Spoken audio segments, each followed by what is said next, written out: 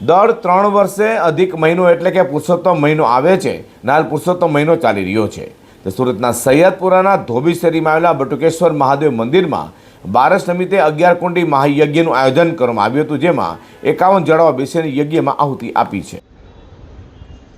હાલ અધિક માસ એટલે કે પુરુષોત્તમ માસ ચાલી રહ્યો છે. આ પુરુષોત્તમ માસ દર 3 વર્ષે આવે છે, ત્યારે આ મહિનો ભક્તિભાવ અને દાન પુણ્યનો મહિનો ગણાય છે.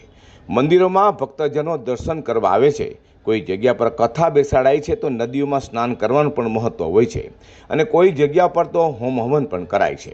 ત્યારે સુરત શહેરના સૈયદપુરાના ધોબી શેરી ખાતે બટુકેશ્વર મહાદેવ દાદાના મંદિરમાં પણ આ મહિનો ધામધૂમથી ઉજવવામાં આવ્યો હતો. અહીંયા બારસ નિમિત્તે 11 કુંડી મહાયજ્ઞમાં 51 દંપતીઓ બેઠા હતા. આ યજ્ઞમાં સ્થાનિકો સાથે સુરત શહેરના દૂરના વિસ્તારોમાંથી પણ ભક્તો આવ્યા હતા, સાથે મહારાષ્ટ્રથી પણ આવ્યા હતા. તેમજ મહાપ્રસાદનું આયોજન કરવામાં આવ્યું હતું, જેમાં સેંકડો ભક્તોએ મહાપ્રસાદ આરોગી અધિક માસનું પુણ્યનું ભાથું મેળવ્યું હતું. અહીં ઉપસ્થિત મહારાજશ્રી તથા ભક્તજનો સાથે G24 ન્યૂઝ ચેનલે વાત કરી. મિત્રો, હાલ અધિક મહિનો ચાલી રહ્યો છે, એટલે કે પુરુષોત્તમ માસ 3 વર્ષે એકવાર આવે છે. ત્યારે સુરત શહેર સહિત રાજ્ય અને દેશભરમાં જ્યાં પુરુષોત્તમ માસ મનાવવામાં આવી રહ્યો છે, ત્યાં ઠેર ઠેર આવી રીતે યજ્ઞ ચાલી રહ્યા છે. અત્યારે આપણે અહીંયા છીએ ધોબી શેરીની અંદર. ધોબી શેરીમાં બટુકેશ્વર મહાદેવ મંદિરની અંદર આજે બારસ નિમિત્તે ભવ્ય હોમ હવનનો કાર્યક્રમ રાખવામાં આવ્યો હતો. અહીંયા પૂજારી મહારાજ છે, આપણે તેમને મળીએ. જી નમસ્કાર, આપનું નામ? સંજયભાઈ દશરથભાઈ મેથીવાળા. હા, આજે કેટલા યજ્ઞ કરવામાં આવ્યા હતા? આજે 11 કુંડી ને 12મો મુખ્ય કુંડ હતો, અને 52 કપલ બેઠેલા જોડામાં. પુરુષોત્તમ માસ માટે શું કહેવું છે તમારે?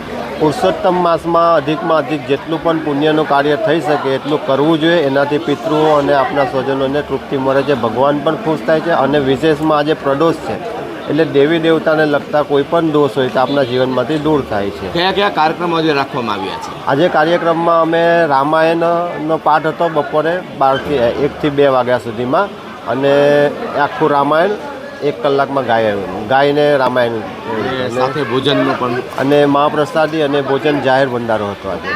હાજી, આપનું નામ? મારું નામ બીજલ સંજયભાઈ મેથીવાલા. શું કહો છો હવનમાં જે ભાગ લીધો તે બદલ? બસ હવે એની તો અનુભૂતિ વર્ણન નહીં કરી શકાય. એમ થાય કે આપણે બસ બેસીને આવી પૂજા જ કરીએ એવું લાગે. એટલો આનંદ થાય. પુણ્યનું પાથું લેવું નથી, બસ ખાલી એમ પૂજા જ કરવી છે ને એમાં બેસીએ એમ આગળ એવું થાય. હાજી, આપનું નામ? ભૂપેન્દ્રભાઈ લેખડિયા. ક્યાં રહેવાનું Bhupendrabhai? New city light road. અચ્છા, ન્યૂ સિટી લાઇટથી અત્યારે ધોબી શેરીમાં આવ્યા છીએ. હા, લાલ દરવાજા ધોબી શેરી. કેવું લાગી રહ્યું છે? બહુ સરસ લાગી રહ્યું છે. દર વર્ષે આ યજ્ઞ થાય જ છે, અને આ યજ્ઞમાં અમે હાજરી આપીએ જ છીએ. સજોડે બેઠા હતા? નહીં, બેસા નથી, પણ પ્રસાદી લેવા અને દર્શન કરવા આવીએ છીએ. હા, હાજી, આપનું નામ? ચંદ્રિકાબેન લેખડિયા. હા હા, અહીંયા સંજયભાઈ બહુ સારી રીતે બધું યજ્ઞનું આયોજન કરે છે. દર શ્રાવણ મહિનામાં કે કંઈ પણ એમાં બધામાં એ લોકોનો યજ્ઞ હોય જ છે. ને એમાં મારા દિયર છે જે નારાયણભાઈ લેખડિયા, તે સારો એવો ફાળો આપે છે. હા, હાજી, આપનું નામ? મારું નામ ચૈતાલી ચેતનકુમાર ભરૂચા છે. અમે બેસ્તાનથી આવીએ છીએ. અહીંયા દર વર્ષે બટુકેશ્વર મહાદેવ દાદાની જ્યારે સાલગીરી હોય છે તો પહેલાં જુદા જુદા યજ્ઞ થાય છે. ગણેશ યાગ, પાર્વતી માતાનો યજ્ઞ થયો, મહાદેવ દાદાનો.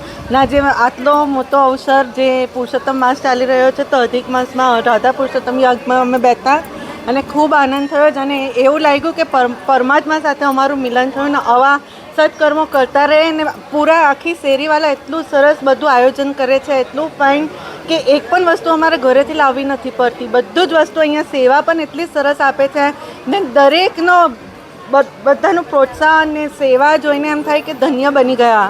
ખુશી તમારા ચહેરા પર દેખાઈ જ રહી. બહુ જ ખુશી છે. એવું લાગ્યું કે જાણે સાક્ષાત પરમેશ્વર સાથે અમારું મિલન થયું, એક ભક્તનું ભગવાન સાથે મિલન થયું. ખૂબ. जी, आपका नाम? अश्विनी राजीव भगत. आप महाराष्ट्र से आए हैं? हाँ. कहाँ से? पुणे से. कैसा लग रहा है ये सूरत में जो धोबी शेरी में? बहुत अच्छा लगता है. आपने भाग लिया हवन में? हाँ. क्या कहना चाहेंगे? ये तो बहुत नशे वालों को ही मिलता है ऐसे ऐसा मौका. आपकी आंखों में जो अभी एकदम आप हो गए वही आपको मालूम पड़ता है. इतनी अच्छी सेवा कहीं नहीं मिलती है, इसकी वजह से. हाँ जी, आपका नाम? મારો શરદ સાતપુતે. મેં અહીંનો સુરતનો છું. બોલો. શું કહો છો આજના જે હવન જે 11 કુંડી મહાયજ્ઞ આજે અધિક માસમાં જે હવન થયેલો છે આ ભાગ્યે જ કશે જોવા મળ્યો હશે. તમારા ભાઈ છે સંજયભાઈ એ કરાવે, બાકી એ કોઈ કરાવી નહીં શકે. મિત્રો આ છે સુરત શહેરના સૈયદપુરા નાગોરીવાડ પાસેના ધોબી શેરીની અંદર અહીંયા જે 11 કુંડી મહાયજ્ઞ કરવામાં આવ્યો છે બટુકેશ્વર હનુમાનજી મંદિર મહાદેવ મંદિરની અંદર. કહેવામાં આવ્યું છે અહીંયા ફક્ત અહીંના લોકો જ નહીં પરંતુ દૂર દૂર ભેસ્તાન હોય કે સિટીલાઇટ હોય કે પછી મહારાષ્ટ્રથી અહીંયા લોકો દર્શન કરવા આવે છે અને પોતાનું પુણ્યન ભાથું મેળવે છે. તો સુરત શહેરના લોકોને પણ અહીંયા દર્શન કરવા આવવું જોઈએ. હાલ આ પવિત્ર અધિક મહિનો એટલે કે પુરુષોત્તમ મહિનો ચાલી રહ્યો છે. G10 ચેનલ માટે હું પ્રકાશવાળા કેમેરા વિજય મકવાણા સાથે ધોબી શેરી સુરત.